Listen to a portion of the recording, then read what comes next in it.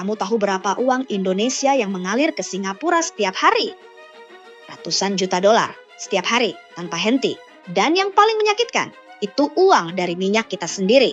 Kita yang punya sumurnya, kita yang ngebor tanahnya, kita yang nanggung risikonya. Tapi begitu minyak mentah itu naik kapal, Singapura yang ambil untungnya. Mereka olah, mereka kemas, mereka jual balik ke kita dengan harga yang mereka tentukan. Dan kita bayar, diam, tiap tahun, puluhan tahun. Ini bukan ketidakmampuan. Ini pilihan yang dibiarkan terjadi. Singapura tidak punya satu sumur minyak pun. Tidak ada ladang, tidak ada cadangan, tidak ada apa-apa. Tapi mereka menguasai lebih dari 55% impor BBM Indonesia. 55% dari negara yang bahkan tidak punya tetes minyak di tanahnya. Kalau kamu tidak marah mendengar ini, berarti kamu belum benar-benar paham apa yang selama ini terjadi. Tapi hari ini ada satu proyek yang berpotensi mengakhiri penghinaan ini selamanya. Ini fakta yang bikin geleng kepala. Indonesia adalah produsen minyak mentah terbesar di ASEAN. Kita punya cadangan terbukti sekitar 2,5 miliar barel. Tapi selama ini kita malah jadi pelanggan setia Singapura untuk bahan bakar. Lebih dari 55% impor BBM Indonesia berasal dari Singapura. Dalam 10 tahun terakhir, angkanya mencapai 132 juta ton produk olahan yang kita beli dari negara pulau kecil itu. Singapura, negara yang luasnya bahkan lebih kecil dari Jakarta, menguasai refining hub terbesar di Asia Tenggara dengan kapasitas 1,3 hingga 1,5 juta barel per hari. Bagaimana bisa? Jawabannya sederhana dan menyakitkan. Kita tidak pernah serius membangun kilang sendiri. Kilang-kilang milik Pertamina sebagian besar dibangun di era 70-an dan 80-an. Teknologinya tua, efisiensinya rendah.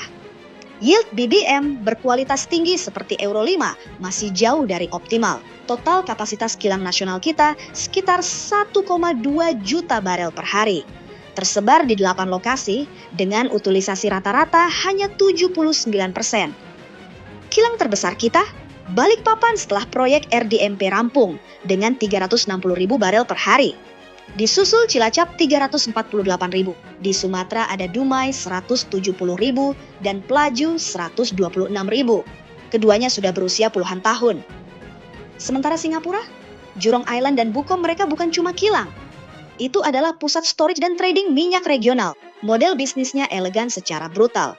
Beli crude murah dari kita dan negara lain. Olah, jual balik ke kita sebagai produk jadi dengan margin tinggi. Rinse and repeat. Malaysia juga tidak mau kalah. Kompleks Rapid, pengerang mereka berkapasitas 300.000 barel per hari. Fokus pada petrokimia terintegrasi bernilai tinggi. Kedua negara ini menikmati keuntungan geografis luar biasa.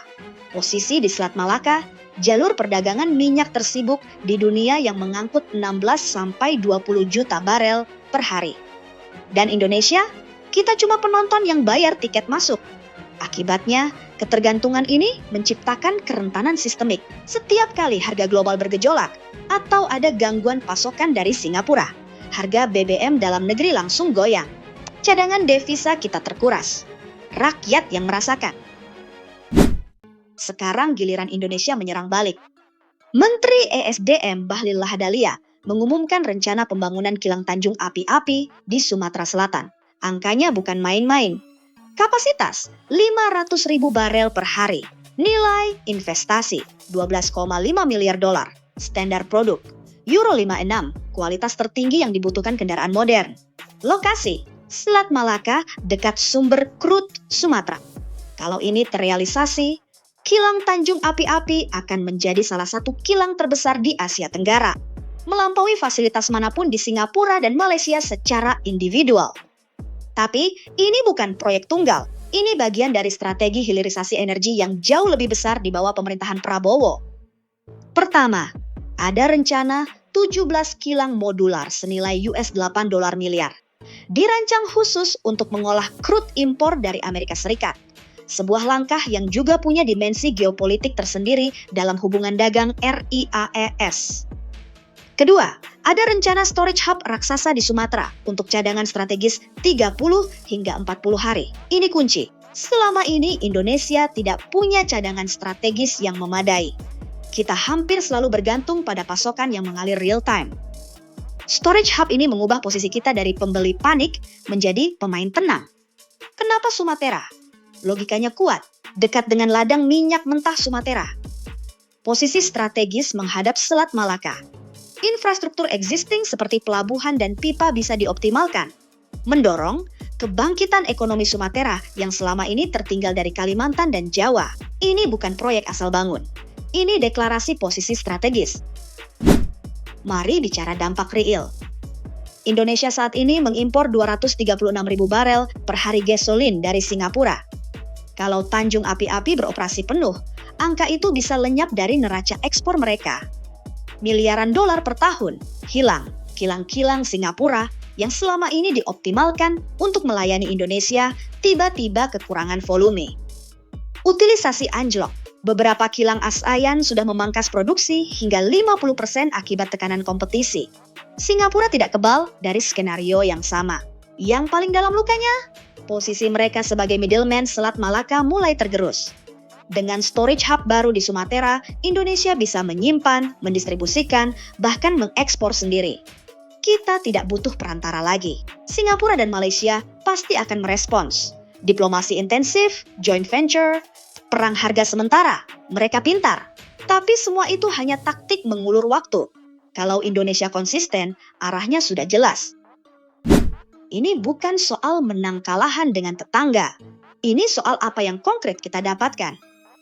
Lapangan kerja, proyek senilai 12,5 miliar dolar tidak dibangun dengan tangan kosong. Puluhan ribu pekerja langsung dibutuhkan selama konstruksi. Ratusan ribu pekerjaan tidak langsung tercipta di sektor pendukung. Logistik, manufaktur, jasa, kuliner, perumahan. Efek multiplier ekonomi di Sumatera Selatan dan sekitarnya akan signifikan. Nilai tambah, selama ini kita jual minyak mentah dengan harga X. Singapura mengolahnya dan jual produk jadi seharga 2X atau 3X. Kilang sendiri berarti margin itu tinggal di Indonesia. Ini bukan angka kecil. Ini perubahan struktural dalam neraca perdagangan nasional. Tapi kita juga harus jujur. Ada 4 bom waktu yang bisa menghancurkan proyek ini dari dalam. Pendanaan 12,5 miliar dolar bukan uang receh. Skema pembiayaan harus transparan, tidak membebani negara dengan utang tidak produktif. Teknologi, kilang Euro 5 modern butuh keahlian yang belum sepenuhnya kita kuasai. Transfer teknologi dari mitra asing harus jadi syarat wajib, bukan janji di atas kertas. Manajemen proyek, Indonesia punya rekam jejak campur aduk soal infrastruktur besar. Keterlambatan dan pembengkakan biaya bukan cerita asing. Proyek ini butuh pengawasan kelas dunia.